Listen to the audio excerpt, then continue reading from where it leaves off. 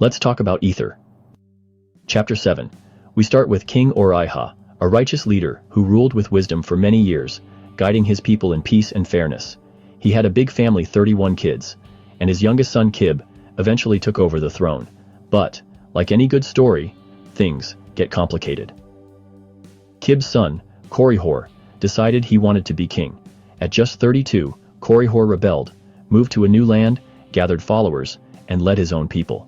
He didn't stop there. He built an army and captured his own dad, fulfilling an old prophecy that they'd end up in captivity. While Kib was in prison, he had another son, Shul. Now Shule wasn't about to let his family's story end like this. He grew up strong, wise, and bold. Shul rallied his own supporters, made swords from steel, and led a charge that defeated Korihor, rescuing his father and reclaiming the kingdom.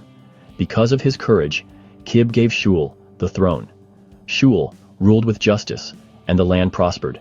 Even Korihor, after all his troublemaking, repented. Shul was generous and gave Korihor a role in the kingdom. But then, Korihor's son Noah rebelled. Family drama never ends. Noah teamed up with his brothers, fought against Shul, and even managed to capture him. Just as things were about to get really bad, Shul's son snuck in by night, rescued their dad, and put him back on the throne. Noah's own son tried to keep control, but Shule stayed strong. The nation split in two. Shul in one kingdom, Korihor, Noah's son, in the other. More battles broke out, but Shule's side won, and eventually, even Korihor's son, Nimrod, gave up his kingdom and found favor with Shul. But the real turning point?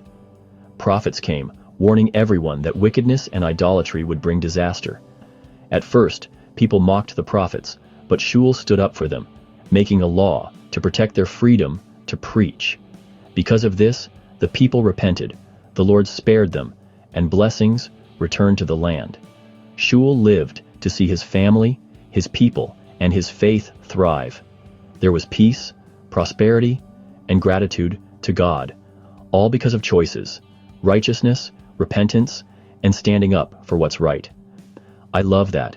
Even in the middle of family drama, the Lord's hand is always there, guiding and blessing his people. Thanks for joining me through Ether 7. Remember, no matter how crazy life gets, faith, forgiveness, and courage can change everything.